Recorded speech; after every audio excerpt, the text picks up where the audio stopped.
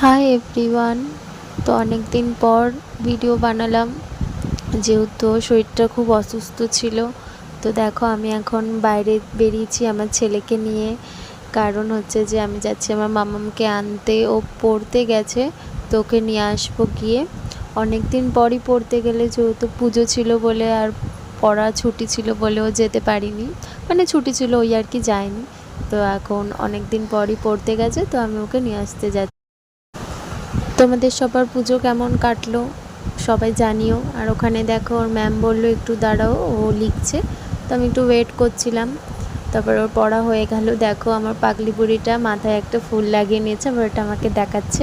তার টুকটুক করে হেঁটে হেঁটে যাচ্ছে, ওটা আমার বোন ওর সাথে যাচ্ছে। যেহেতু কালকেরে কারওয়া চৌথ ছিল, সেই জন্যে বাজারে প্রচণ্ড পরিমাণে ভিড় ছিল। আর এটা হচ্ছে আমাদের দোকান।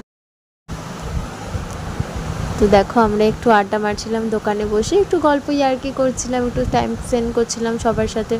ওখানে পুচকুটা খেলছে ওর বাবার সাথে, সব ফেলে দিচ্ছিলো দোকান থেকে, দুষ্টামি করছিল।